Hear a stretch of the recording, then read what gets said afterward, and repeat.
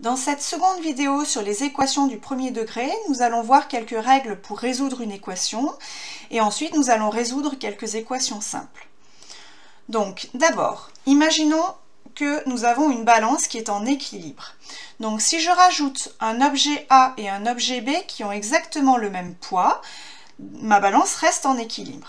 Maintenant, si je rajoute un objet C, donc ma balance devient en déséquilibre, la partie qui est à gauche est plus basse donc que la partie qui est à droite. Maintenant, si je veux retrouver l'équilibre au niveau de ma balance, il faut que je rajoute ce même objet C à droite de ma balance et dans ce cas-là, ma balance redevient en équilibre. Donc pour les équations, c'est la même chose. On ne change pas les solutions d'une équation en ajoutant ou en retranchant une même expression aux deux membres. Autrement dit, si je prends trois nombres relatifs A, B et C. Donc au niveau de mon équation, si A est égal à B, c'est-à-dire l'expression A est égale à l'expression B, alors si je rajoute une expression plus C à gauche de mon équation, pour que je garde l'égalité, il faut que je fasse la même chose à droite. Autrement dit, A plus C est égal à B plus C. Maintenant, si A est égal à B, si j'enlève un nombre C à gauche, pour garder l'égalité, il faut que j'enlève un nombre C à droite. Autrement dit, A moins C est égal à B moins C. On ne change pas les solutions d'une équation en multipliant ou en divisant les deux membres par un même nombre non nul. Donc par exemple, si dans mon équation, donc si A est égal à B, alors si je multiplie le membre de gauche A par un nombre C, pour garder l'égalité, il faut que je multiplie également à droite par un nombre C. Et si je divise par un nombre C le membre de gauche, il faut que je divise également par C le membre de droite. Voilà au niveau des règles pour résoudre une équation. Alors maintenant, concrètement, à quoi cela va-t-il me servir?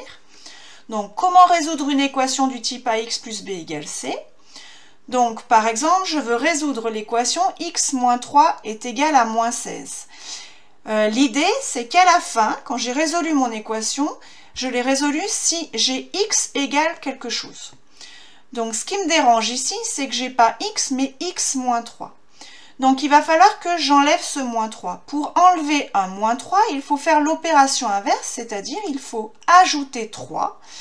Donc, ici, je vais donc ajouter 3 à chacun des deux membres de mon équation pour garder l'égalité.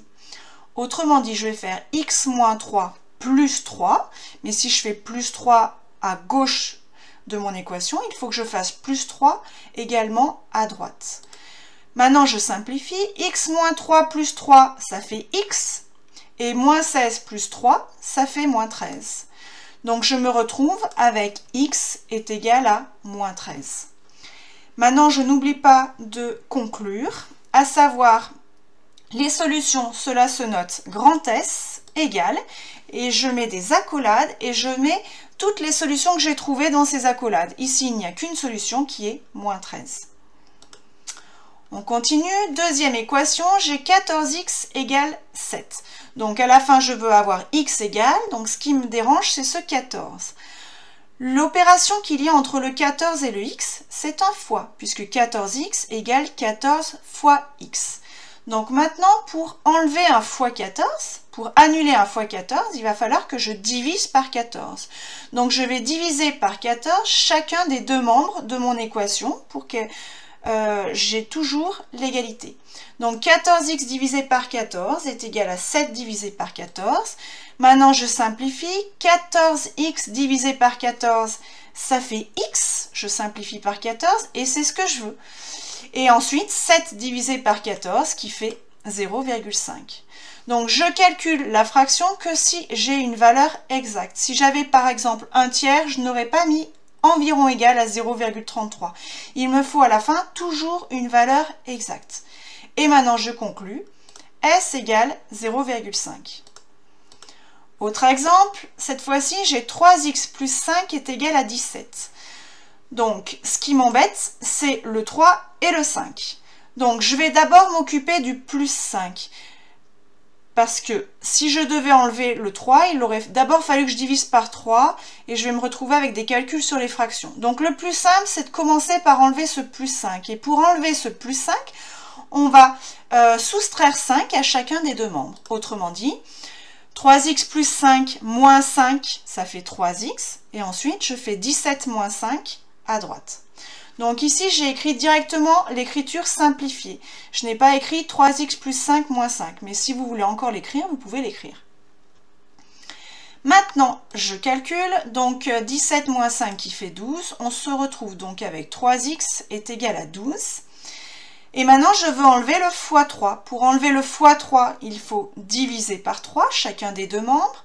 Ce qui me donne donc x est égal à 12 divisé par 3.